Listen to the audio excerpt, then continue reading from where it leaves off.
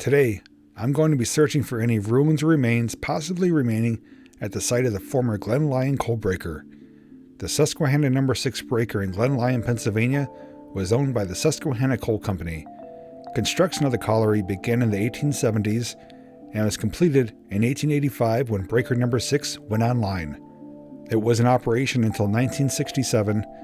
Demolition of the colliery started about 1970, and in October 1974, a fire completely destroyed the breaker. The name Glen Lyon may sound familiar.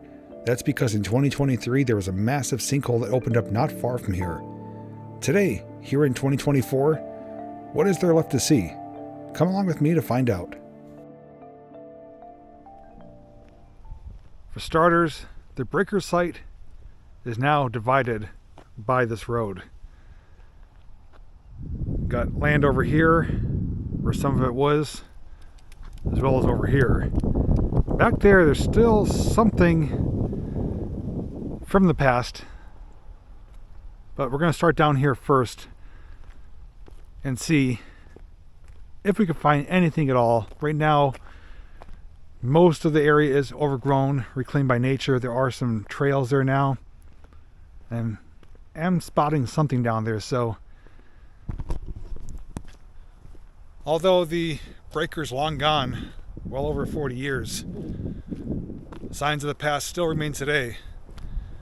And this is close relation to the sinkhole site that happened last year. The famous Glen Lyon sinkhole mine subsidence. Location from that hole to this breaker site is just approximately 1,100 feet. Not that far at all. I believe it was connected by rail, and that is an area that I covered 3 different times, twice for the sinkhole to do an update, and then I explored behind the sinkhole area, showing you what's back there. But I was always curious what it's like here at the breaker site. I did find access down here, so let's venture in and see what's hiding back here in plain sight.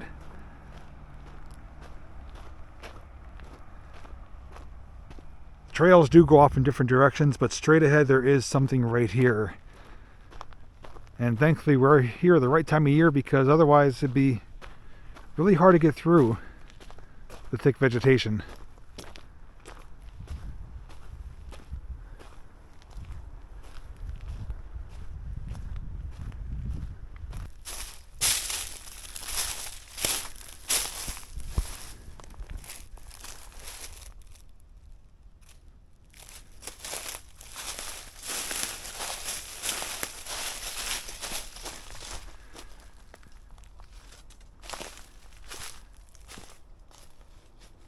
I guess it's either part of a wall or foundation of something here. We are definitely in the vicinity, without a doubt, of the breaker.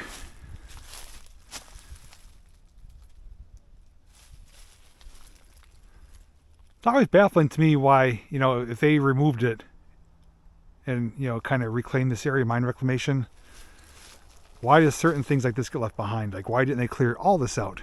Why does this get left here? I don't have that answer, but that is a question that does go through my head when I do find stuff like this. It's like they went through the effort of removing everything else, but left this little section right here. Oh, nothing exciting, but it is something from the past. But we'll continue searching. All right, so there is cell phone tower.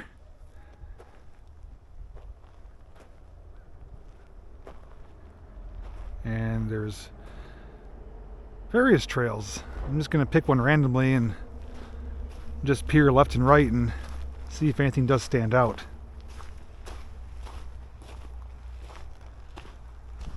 That's where we just came from, with that concrete section right there.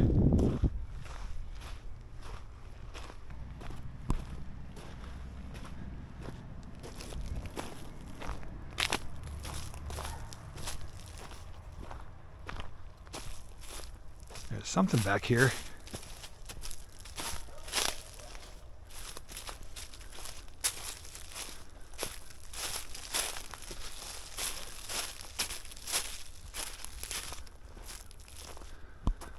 What is this? It's like a type of tent, or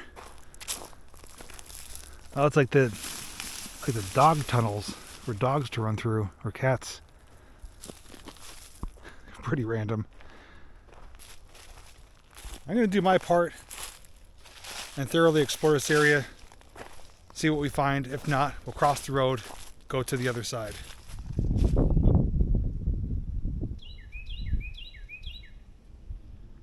I'm back to share something with you. I was drawn to this area because I saw a few items scattered around. Looks like someone's little hangout spot here. But I'm looking beyond that. It's not the items that are here, it's what the items are sitting on. This is pavement, blacktop, macadam, whatever you want to call it. But it's out here in its own area. More importantly, it's in a circular fashion. Now, when I was on or sharing the Google Earth images, the timeline scanning through the different years, there was a circle of sorts that was showing up on there and got fainter and fainter as we came closer to modern time. This may or may not be it. I don't want to say for certain it is, but it does resemble that. On top of that too, on the backside here, there is more concrete, some bricks, other things showing that something was here at one time. There's actually a piece of rebar sticking out right there. I did cover this area pretty good. I went all the way over that direction, closer to where the homes do start. Came over here behind that building and near the cell phone tower, and that's pretty much all I found except for just a chunk of concrete here or there, random piece of metal, nothing substantial. So I think our next move is to cross over the road and check over there. I do know for a fact there is at least one or two things. Now, we already know there's no structures here. Everything for the most part is already gone and removed. We're just looking at the site of where it used to exist and seeing if we could find anything showing that yes, it was indeed here.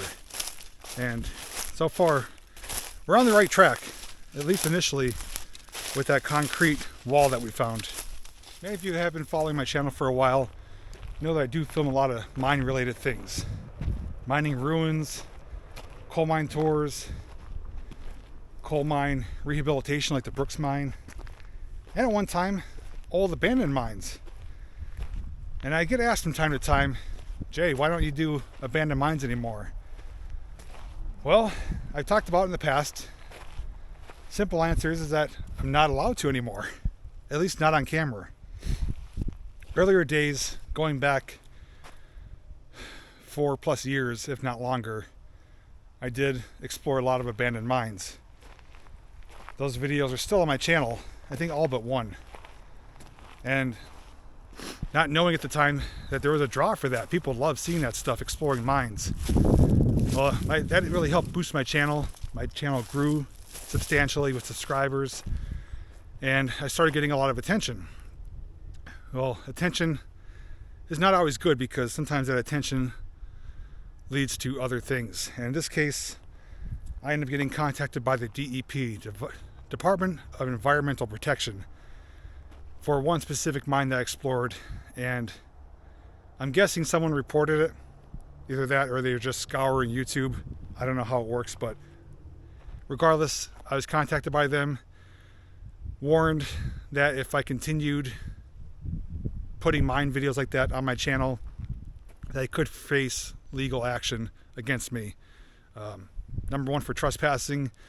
Number two, if I was to ever get trapped or hurt, risking the lives of rescuers and other things I'm sure they could come up with if they wanted to. So they basically politely said, don't do this anymore. It's dangerous, especially if you're not experienced. And at the time when I was first starting out, I wasn't experienced. I was going in there with no equipment. Later on, I got equipment, hard hat, multi-gas meter, stuff like that. But long story short, I was asked not to do it. Otherwise, I could face some legal problems. And for me, it wasn't worth it. So with that being said, if there are mine videos you want to watch, obviously I do have some older mine videos like I mentioned, but there's two channels I can recommend to you. The first one There's a channel called TVR Exploring. I think his name is Justin. He's out west. He does a lot of hard rock mine exploring. Goes into some really deep mines. He goes into mines that are flooded. Stuff that requires rappelling, crawling through crawl spaces. And him and his team are actually in the process of rehabilitating a mine, bringing it back to production standards. So TVR Exploring is one I enjoy watching. And another one local here is Amazing Pennsylvania. I think his name is Phil. He also explores mines, more specifically here in Pennsylvania, coal mines. He's been in several of the mines that I've been into that I filmed. He's also been into a bunch more. So I recommend checking out those channels if you do want to watch the mine exploring, since I can no longer offer that to you unless it is a mine tour or something related to the UGM group where I'm working with them to document things taking place. And as I was walking by, not sure if you saw it in the background, there is something here. Almost walked right by it. This is a bit more substantial.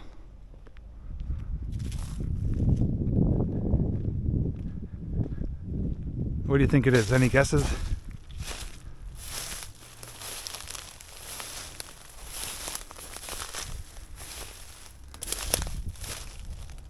This actually looks circular to me. I wonder if this is the circular object I saw on the maps. I could have been completely off with what I found earlier with that macadam. Well, let's get up there and check it out.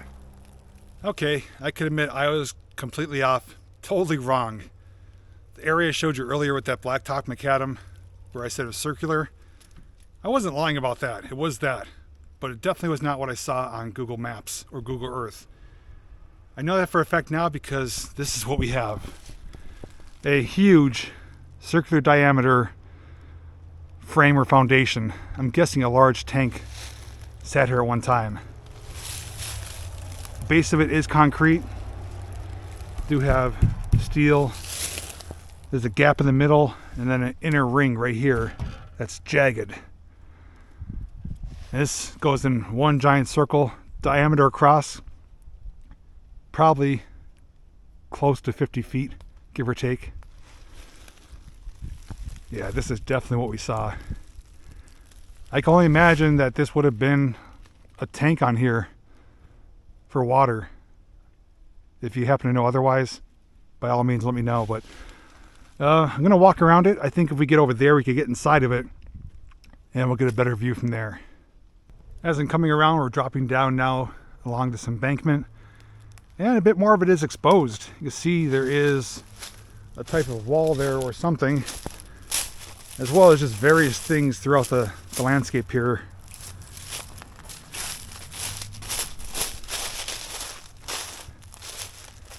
And it's protruding out from the ring. I don't think it'd be for support. There may have been maybe plumbing on the inside.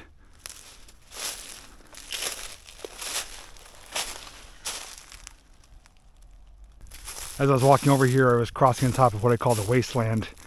Just all the old processed material, Coleman silt. Let's see. Yeah, I think I could get in right over there.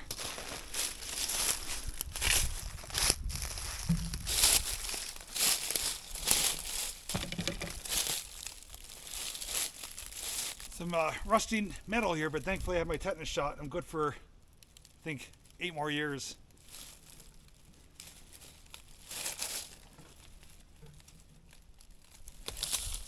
That's soft material.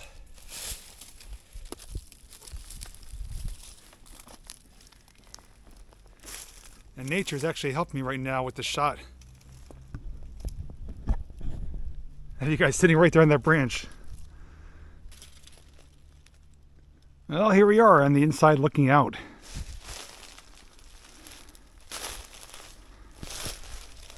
You can see the base is still concrete on the inside as well. And this plating on the inside. So it's double plated. The outside one is rather smooth. This one is jagged.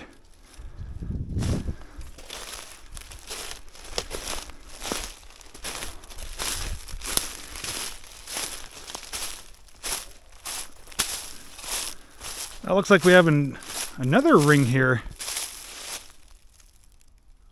considerably smaller, but there is another one here. I'm not sure if this is indeed its actual location or it just was placed in here. Wouldn't make sense if this was inside of here.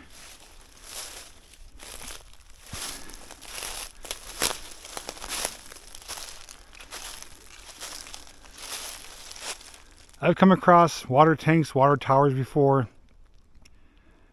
If this is indeed what it was, it's one of the largest ones. Give you a closer look at the construction of it here. I don't believe those are rivets. Bottom ones might be. Top ones look like bolts and washers.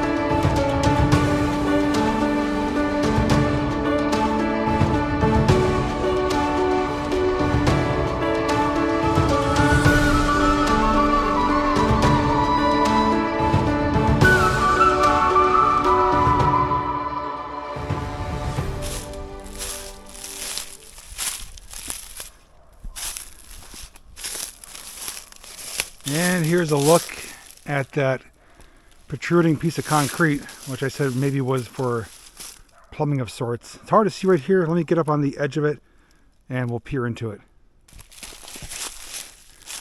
It's actually a pretty deep pit, over 10 feet deep. So I'm wondering, yeah, that must be the true bottom of the tank down there. So inside is filled up. So we're walking and what we're seeing isn't the true bottom. Yeah, it goes down at least 10 feet deep, and it's like kids have made a little rope to pull themselves out of there. Otherwise you would need a ladder. This is probably encased as well, but maybe at one time there would have been some type of pump or a valve or something. And there's my shadow. A lot of barking dogs here too.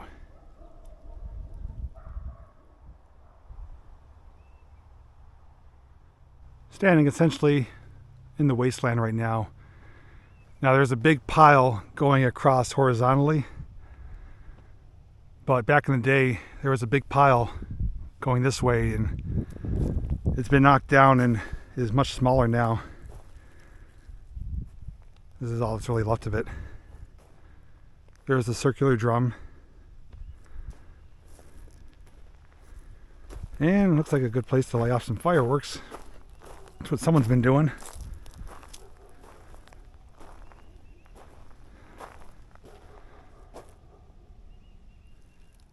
We have one more thing to check out, I believe.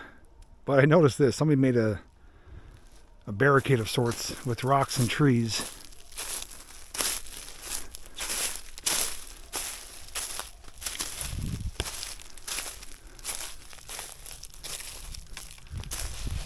Looks like they're going to have another little maybe camp spot here.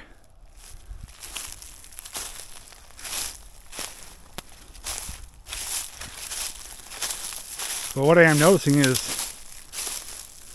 a few supports in line here.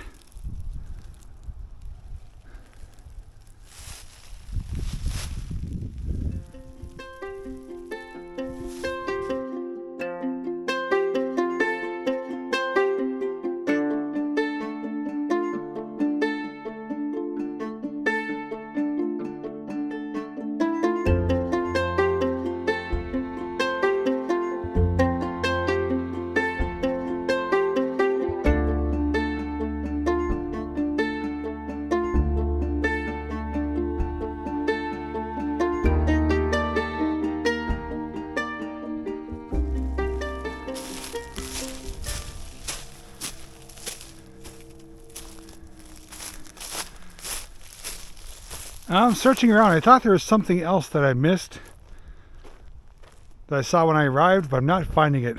It may have been part of the concrete for that tank base.